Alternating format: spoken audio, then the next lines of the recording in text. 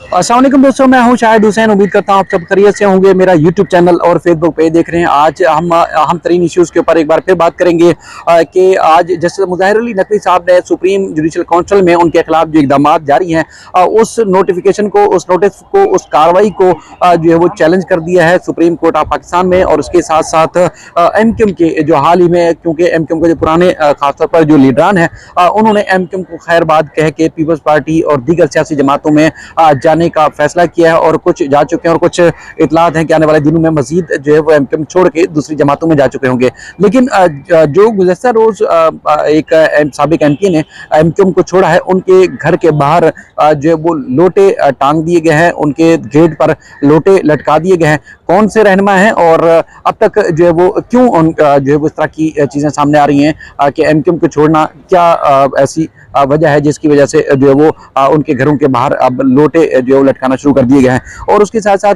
साबिक सदर आसिफ अली जरदारी और नवाज शरीफ के हवाले से भी सुप्रीम कोर्ट ऑफ पाकिस्तान में बड़ी और अहम पेशरफ्त हुई है। और कुछ और खबरें जो है वो हम रखेंगे आपके सामने इस वीडियो में। सबसे पहले हम जस्टिस मुज़ाहिर अली नकवी साहब के हवाले से रखते हैं, क्योंकि आज ही के दिन जब आप वीडियो देख रहे होंगे तो उनके खिलाफ बाकायदा तौर पर कार्रवाई का आगाज हो चुका होगा सुप्रीम जुडिशल काउंसिल में। लेकिन उन्होंने उस कार्रवाई से पहले ही एक बड़ा जो है वो आप कह सकते हैं कि इकदाम किया है, और उन्होंने तमाम शवाहिद और सबूत सुप्रीम कोर्ट ऑफ पाकिस्तान में रख दिए हैं। जस्टिस काजी फैज़ल साहब ने खुद भी इसी तरह की जो है वो चीज़ें की, जिसकी वजह से उनको रिलीफ मिला।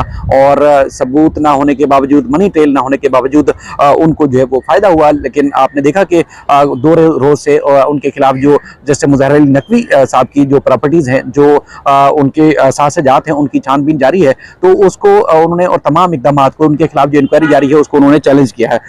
आज उन्होंने अपने जो इस चैलेंज करने का जो इकदाम है उसमें उन्होंने कहा कि जो सुप्रीम जुडिशल काउंसिल में उनके खिलाफ कार्रवाई जारी है उसको ख़त्म किया जाए, और सुप्रीम जुडिशल काउंसिल से आइंदा कार्रवाई के लिए जो मौसूल होने वाला जो नोटिस है वो भी उनको गैर कानूनी करार दिया जाए। क्योंकि उनको जो नोटिस मौसूल हुआ था, शोकाज नोटिस जारी किया गया था, वो गैर कानूनी है। तमाम तरह जो कवायद ज़वाबित हैं वो पूरे नहीं किए गए हैं। चूँकि जिस तरह मैं आपको बता रहा था कि आज ही सुप्रीम जुडिशल काउंसिल में इजलास होने जा रहा है, और चीफ जस्टिस की सरबराही में सुप्रीम जुडिशल काउंसिल का इजलास तकरीबन 2 बजे के करीब होगा। और सुप्रीम जुडिशल काउंसिल में जो जजेस के खिलाफ शिकायत मौसूल हुई थी वो सुनी जाएंगी। और इजलास में जस्टिस तारिक सईद मसूद, जस्टिस मुज़ाहिर अली अकबर नकवी के खिलाफ जो दरखास्तें थी उसमें जायज़ा लिया जाएगा। इजलास में जस्टिस मुज़ाहिर अली नकवी के इतराज़ात पर भी गौर किया जाएगा, क्योंकि उन्होंने शो काज नोटिस और इस जुडिशल काउंसिल के ऊपर उन्होंने एतराज़ात उठाए थे।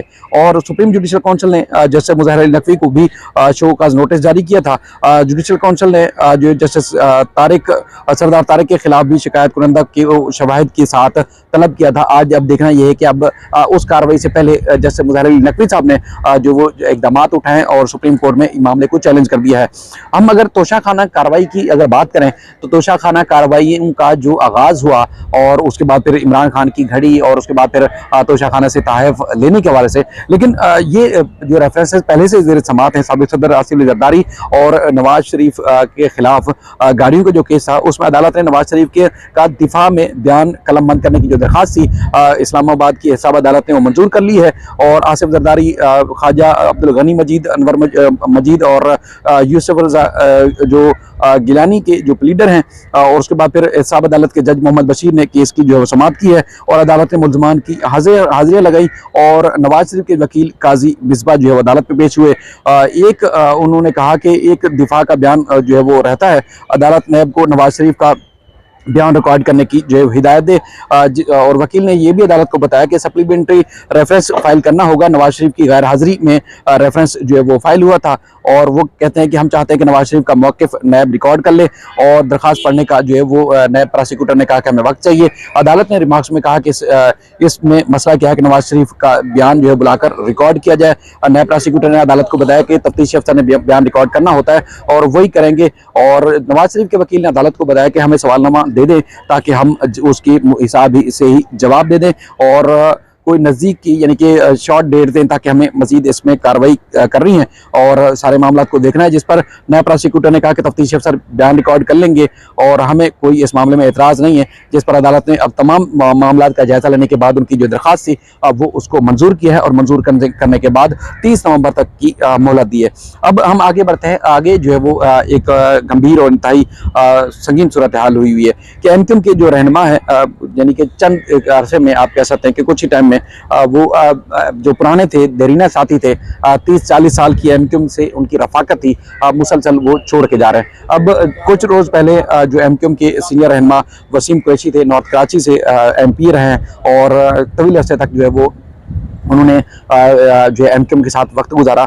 जो वो जो है पार्टी छोड़ के गए तो उनके दरवाजे के ऊपर उनका जो घर का गेट है, घर के गेट के ऊपर जो वो टांग दिए गए, लटका दिए गए लोटे एक रस्सी के साथ बांध के, आपने थंबनेल में देखा भी होगा। उसमें चूंकि ये उनके साथ ये रवैया हुआ तो मुख्तलिफ हमारे जो कराची के सहाफ़ी और खासतौर पर एमक्यूएम की सियासत के हवाले से उन्होंने गहरी नज़र रखी हुई है। जुनैद रजा जैदी उन्होंने एक ट्वीट किया है, वो और एक और हमारा एक ब्रिलियंट सहाफ़ी है उन्होंने भी ट्वीट किया है, वो भी मैं आपके सामने रखता हूं। उन्होंने कहा देखें जी, वाह भाई वाह, वसीम अख्तर कुरैशी ने बचपन से लेकर बुढ़ापे तक जिस जमात को दिया उसके घर के साथ उसके घर वालों के साथ ये सलूक वसीम कुरैशी ने गलत किया, लेकिन क्या ये रवैया जो है जस्टिफाइड है? यानी कि ये रवैया लोटे जो लटकाने का रवैया है क्या जस्टिफाइड है? और ये भी कहते हैं कि ख्वाजा सुहेल मंसूर, अली राशिद, समीता अफजाल, मुजम्मिल कुरैशी ये सब भी पीपल्स पार्टी में गए, लेकिन क्योंकि उनके घर जो है वो घर जाने का किसी को तप्पर नहीं है, वहाँ गार्ड्स भी जो है वो मारेंगे और कुत्ते भी जो